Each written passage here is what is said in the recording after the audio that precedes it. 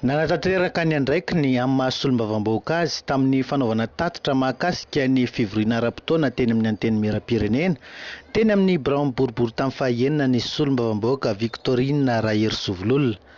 Zon'ny vahoaka ny mahalala ny toe-draharaha lalovana hoy izy, ka izany indrindra no mahatonga ny tenany tsy tapaka mihitsy ny Nanatanteraka toy izao.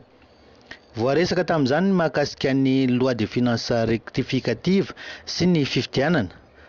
Naneneviny ihany koa amin'ny fanatanterahana ity farany amin'ny maha-solombavambahoaka azy ihany koa ny tenany. Lalana roapolo isa zany no teo amin'ny tonga teo anivon'ny antenimieram-pirenena tamin'ity fivoriana ara-potoana voalohany ity, ka ny 7 amin'izireo dia volavolan-dalàna ary ny anankiray kosa dia toro-dalàna.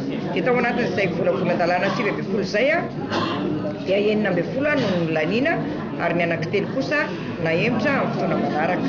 Dia ny tena lehibe indrindra tao anatin'izy ireny dia ny mikasika ny fandaniana ny loi de finance rectificative. Izany hoe izy io ilay tena niteraka resabe satria fantatsika fa ny vola no anisan'ny tena hoe ahafahana miasa sy manodina andraikiny dia nisy ny fotoana nanemorana an'izy io, kanefa kosa taoriana izay dia ny laniana ilay izy mba ahafahana mampandeha rehefa fantatra fa ao anatin'io volavolan-dalàna mahakasika ny loi de finance rectificative io dia misy ny vola ho amin'ny fifidianana isoana fifidianana filohan'ny repoblika, dia misy ihany koa ny fanatsarana anatin'ny maro samihafa. Ny fifidianana aloha zany ny zavatra fantatsika dia hoe andely izy amin'ny 7 novambra ho avy izao, dia ny tenanay zany dia tsy manana olana amin'ny hoe fanakanana na tsy fandehanana io fifidianana io, satria fantatsika tsara fa tapitra ny feptaona iasan'ny filoham-pirenena, dia rariny sitsiny raha miloso amin'izany fifidianana izany tsika. Misy ny miteny fa mbola tokony hanao fanorenana ifotony, fanarenana ifotony ho miloso amin'izany, kanefa aminay tsy voatery andro fifidianana izany, fa na izao dia efa afaka tokoka ny fanarenana ifotony, dia izay tonga eo dia manisa satria tsy fotoana fohy ny anaovana izany fa fotoana lava be.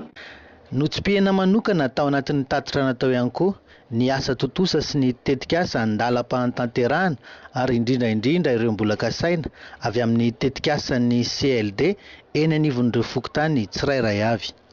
Efa be dia be ny asa vita ety anivon'ny boriborintany faha-enina raha ny resaka hoe tetikasa ny jerena fotodrafitrasa, nefa betsaka ihany koa no mbola fokontany tokony mbola hisisaka an'izany, dia izay mahatonga hoe mitady famatsim-bola hafa ao anivon'ny fitondram-panjakana ihany ahafahana mamita an'ireny asa sasany izay mbola tsy vita ireny. Dia etona zany izay dia mbola miteny ihany fa mbola miesaka mitady famatsim-bola amin'ny tanareo fokontany sasany izay tena hoe mbola mijaly amin'ny resaka lalankely na totobato na ny lakan-drano lalan-drano zany.